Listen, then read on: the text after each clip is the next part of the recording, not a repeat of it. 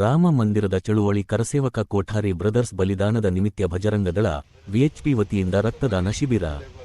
ರಾಮ ಮಂದಿರ ನಿರ್ಮಾಣ ಮಾಡುವಲ್ಲಿ ಕೋಠಾರಿ ಬ್ರದರ್ಸ್ ಮುಂಚೂಣಿಯ ನಾಯಕರಾಗಿದ್ದು, ಅವರ ಬಲಿದಾನ ಪ್ರಯುಕ್ತ ಕಾಗವಾಡ ಪ್ರಖಂಡದಲ್ಲಿ ಭಜರಂಗ ದಳ ಹಾಗೂ ವಿಶ್ವ ಹಿಂದೂ ಪರಿಷತ್ ವತಿಯಿಂದ ರಕ್ತದಾನ ಶಿಬಿರ ಹಮ್ಮಿಕೊಂಡಿರುವುದಾಗಿ ಕಾಗವಾಡ ಪ್ರಖಂಡ ಅಧ್ಯಕ್ಷರಾದ ರಾಜು ಮಾಳಗಾನ್ವೆ ಹೇಳಿದರು.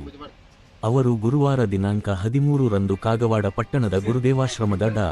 ಯತೀಶ್ವರಾನಂದ ಮಹಾಸ್ವಾಮೀಜಿ ಅವರ ನೇತೃತ್ವದಲ್ಲಿ ಗೋಪೂಜೆ ನೆರವೇರಿಸಿ ರಕ್ತದಾನ ಶಿಬಿರದಲ್ಲಿ ಪಾಲ್ಗೊಂಡು ಮಾತನಾಡುತ್ತಿದ್ದರು. ನಂತರ ಡಾ.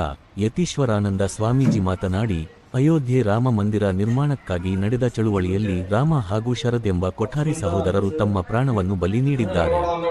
ಅವರ ಸ್ಮರಣಾರ್ಥವಾಗಿ ಇಂದು ಸುಮಾರು ಕರ ಸೇವಕರು ಮಾಲಾಧಾರಿಗಳಾಗಿರುವುದಲ್ಲದೆ ರಕ್ತದಾನದ ಶಿಬಿರದಲ್ಲಿ ಭಾಗಿಯಾಗಿದ್ದು, ಇದು ಎಲ್ಲರಿಗೂ ಪ್ರೇರಣೆ ಎಂದರು. ಇದೇ ವೇಳೆ ಸುಮಾರು 25ಕ್ಕೂ ಹೆಚ್ಚು ಕರ ಸೇವಕರು ರಕ್ತದಾನ ಮಾಡಿದರು. ಈ ಸಂದರ್ಭದಲ್ಲಿ ರಮೇಶ್ ಪಾಟೀಲ್, ಶ್ರೀಧರ್ ಶೆಟ್ಟಿ, ಜೀವನ್ ಅವಳೆ, ರಾಜು ಪೂಜಾರಿ, ಕಪಿಲ್ ಗುರವ್ ಸೇರಿದಂತೆ ಅನೇಕರು ಇದ್ದರು.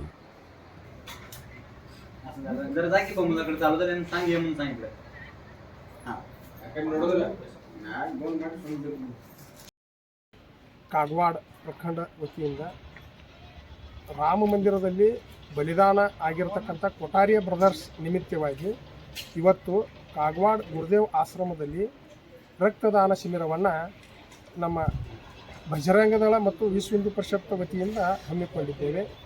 ಅದೇ ರೀತಿ ಇವತ್ತು ಮಾಲಾಧಾರಿಗಳು ತಮ್ಮ ರಕ್ತದಾನವನ್ನು ನೀಡ್ತಾ ಇದ್ದಾರೆ. ತಮ್ಮ ಹೆಸರು? ನಮ್ಮ ಹೆಸರು ರಾಜು ಮಾಳಗಾನ್ವೆ, ವಿಶ್ವ ಹಿಂದೂ ಪರಿಷತ್ ಬಜರಂಗದಳ ಕಾಗವಾಡ ಪ್ರಖಂಡದ ಅಧ್ಯಕ್ಷ.